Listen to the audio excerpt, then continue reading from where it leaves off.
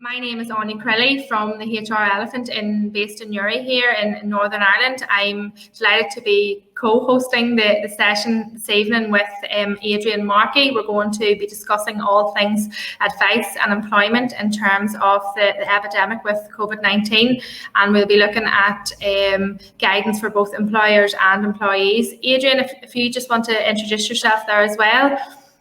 Hi folks, I'm Adrian Markey. I'm a chartered accountant based in Warren Point. Just over this last few weeks, myself and Anya have been in pretty much constant contact, bouncing queries off each other from self-employed people, from business owners and employees as well, just to find out what help and support is out there for businesses and everyone else during these sort of uncertain times that we're facing. Pretty much an unprecedented event in everybody's lives, but particularly for businesses, when businesses are being forced to shut their doors out of nothing, it can be very difficult to see what the next step is from there. So hopefully this bit of a session, we can give you a walkthrough on what some of those next steps are and how you can take advantage of the support that's out there from the government.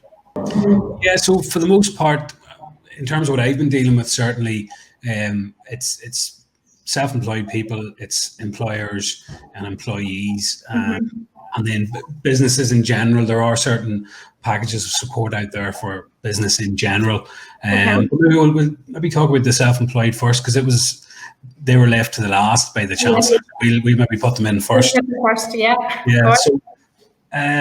this was pretty well documented, I suppose, when it was announced, basically because everyone knew it was coming, because nothing had been forthcoming to that point in terms of support for the self-employed, and even before it was announced, I think everybody kind of had an idea of what was going to be happening for them. So for self-employed people, there's an 80% grant, and it's 80% based on your average monthly taxable earnings over the last 3 tax years. So there's still a little bit of uncertainty on what that figure means. My understanding of taxable profits is before capital allowances, which was something I was a bit concerned about. Very often you'll have businesses that are, self-employed people. Take a brickie, for example, who's up and down the road to Dublin every day, and he's making 40 grand a year, but he bought a new van at 35. So when his tax return, his taxable profits are going to say £5,000. But really it was 40. It was just he's getting a certain type of tax relief to bring his tax bill down. So I think, I'm not willing to guarantee it, but I think it's going to be based off the pre-capital allowances figure anyway. So that's going to be based off the last 3 years tax returns. If you don't have 3 years tax returns, it'll go from the date that you started trading up until the end of the 18-19 tax year, which you should have submitted already, but if you haven't, you have until the 23rd of April to get that in. It's only a couple of weeks to pull that together. I would imagine anyone that's only putting their tax return in now might have very high earnings figures on there, in the knowledge that they're going to get 80% of that as their grant. There's a couple of stings in the tail with this grant. The first being that if you're newly self-employed, as in you started self-employment anytime from this just over a year ago, the 6th of April 2019, qualify for this, and we'll come back to what's going to happen to those individuals in a minute. The other sting in the tail, there's a couple. Then, if the majority of your income has to be from self-employment, and your trading profits have to be below £50,000. So again, if it's using that same term, trading profits, good from the sense that you'll add back the capital allowances before you work out what 80% of it is, but bad from the perspective of if you add back the capital allowances, that might push you over the 50,000.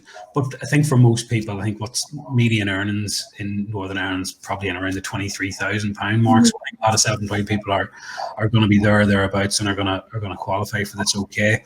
The final sting in the tail is timing. This grant's being administered by HMRC, who I usually have very little nice to say about them. I have a few nice things to say about them during this session, but they're notoriously slow when it comes to anything IT. Okay. Look up Making Tax Digital, for example. That was a long, drawn-out thing that's still drawn out and brought in over a number of years. But the thinking on this is it's going to be early June. Okay. Before anyone's getting a payment for that, at which stage you're looking at 3 months payments at 80%. And then that's pretty much at the minute. That's as long as the scheme's going to run, is to June. Okay. And what way would that work, Adrian, with, now obviously we're in April and that's going to be administered in June. So in that short term, is there anything that self-employed individuals can apply for to tie them over? Yeah, I mean, the defaults are going to be Universal Credit or the New Style Job Seekers Allowance. Okay. It's difficult to tell anyone what they're going to get on that, because I think with Universal Credit it comes down to household earnings as much as anything. But I think the approach that most people are taking is apply. I think if you fill out the questionnaire online, it does tell you. I think you fill in the questionnaire online and then you get an email. Okay. Later, and that gives you a date that they're going to tell you how much you're going to get, and then a date that you're going to get it.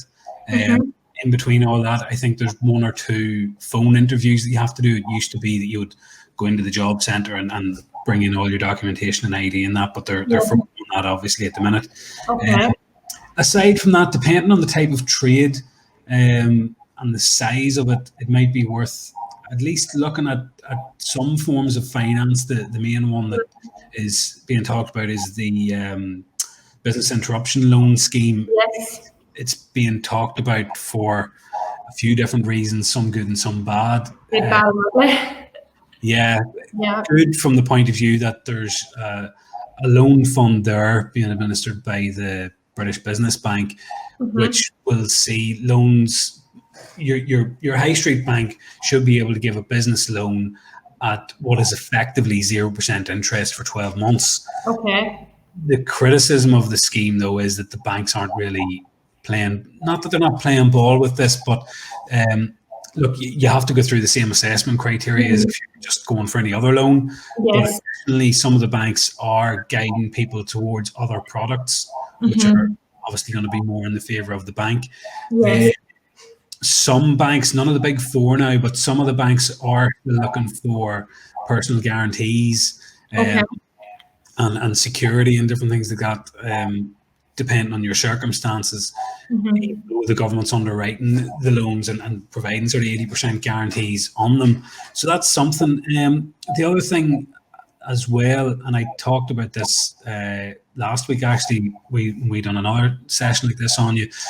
Local credit unions. I know the credit union here in Warrenpoint are very, very keen to help people.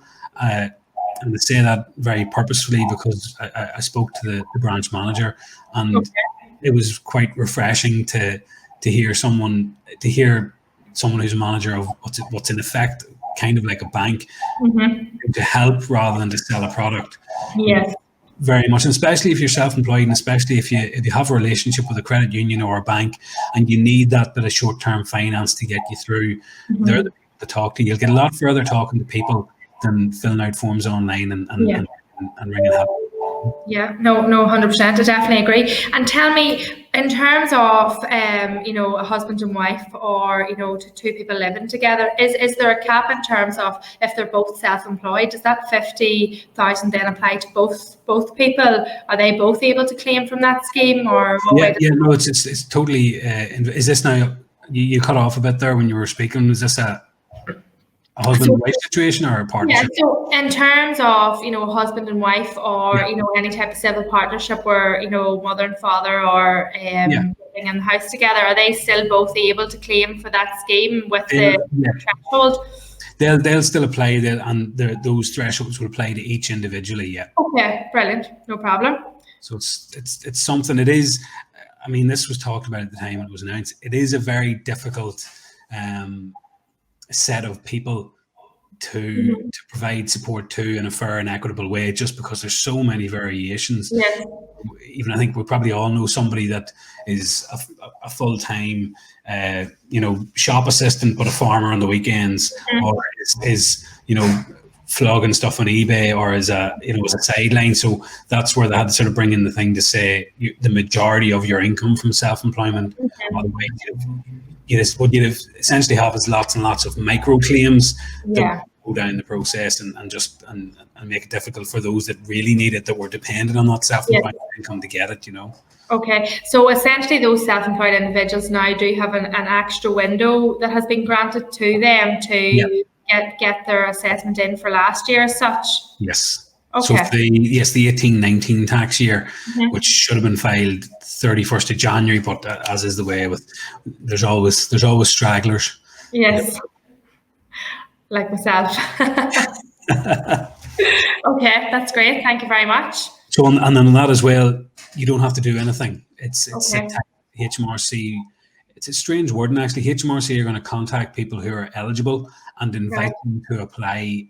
I imagine that phone call or no, it'll probably be a letter from HMRC. When invited to apply, there'll be some kind of screening, or you'll have to tick a box to say that, look, yes, my business has been adversely affected by COVID-19 and being shut down or whatever. But I think it's going to be relatively soft touch. I don't think they want to, with any of the measures, I don't think the government or HMRC or whoever's administering them is trying to not put money in people's pockets. They kind of want it to be very accessible.